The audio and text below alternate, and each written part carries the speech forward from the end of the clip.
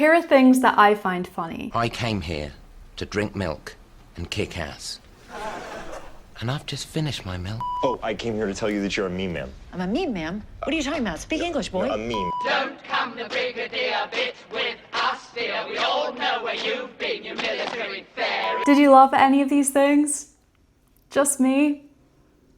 Okay, but why do we laugh? And apart from the fact that you have more sophisticated taste than me, why are the things that I find funny not funny to you? What is humor? Luckily, philosophers have attempted to answer this for us, which is revelatory, as I didn't know philosophers had a sense of humor.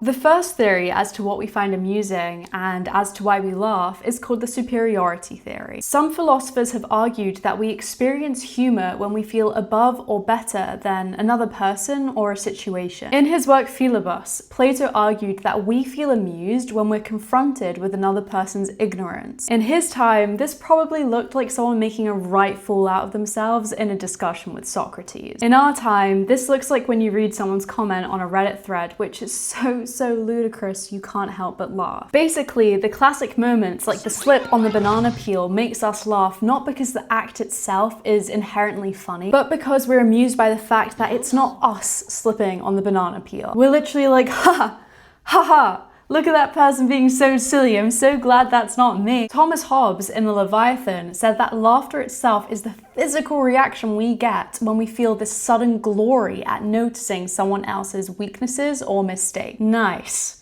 You've properly framed yourself as a mean girl, Thomas Hobbes. That said, superiority theory also helps explain why we laugh at ourselves when we look back at our old cringy photos or outfits. We feel superior to that past version of ourselves, and we find amusement in that. Superiority theory is also used a lot in comedy entertainment. Aristotle, in his book Poetics, noticed that comedy tends to exaggerate people's flaws. From the ancient Greeks to the modern day, comedies always feature someone making an unrealistic fool out of themselves.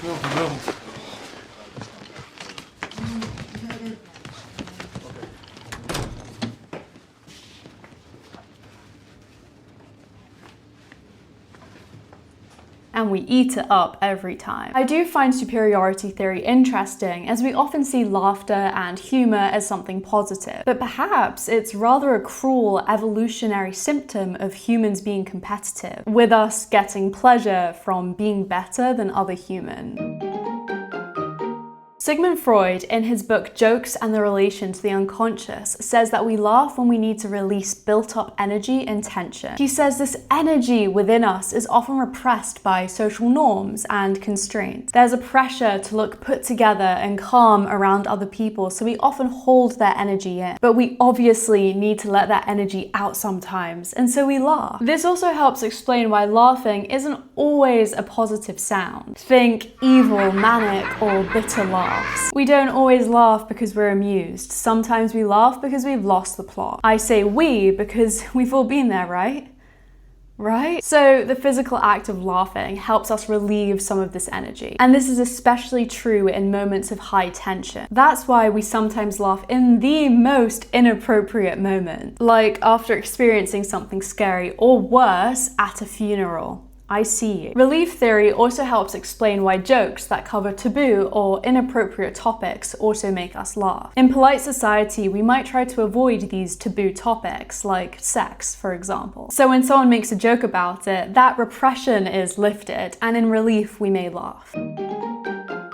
Another theory, the Incongruity Theory, is the theory that we laugh when something catches us by surprise or is simply absurd. As humans, we're constantly categorizing and perceiving the world around us in order to make sense of it. We're so good at doing this that sometimes the world can feel rather predictable, and understandably, that gets a little bit dull after a while. So when something breaks our expectations, we find it amusing. For example, seeing someone dancing at a club isn't funny, we expect that. But if you saw someone busting out moves on the tube, you'd probably stifle a giggle. Kant, in the Critique of Judgment, said that this is the very essence of humor. Incongruity theory also explains why different people find different things funny. What's unexpected to me might not be unexpected to you. Culturally, what's incongruent in one culture might not be incongruent in another culture. So seeing someone breaking it down on the tube would make me laugh, but a born and raised New Yorker seeing someone dance on the subway would probably be like, like, ugh, just another day. No, but really, I saw a fully naked man on the subway a few years ago and I was just like, oh, right. But note, catching someone by surprise isn't enough to make something funny. So if I suddenly blurt out, "Skibbity toilet," you're not going to laugh because you're better than that. Aren't you? You're better than that. You're not going to laugh at that, are you? The point is, even when something is absurd, we still need it to contextually connect to the reality we expected in some way. Otherwise, it's just weird without being funny. All in all, this still doesn't explain why I was in hysterics about this.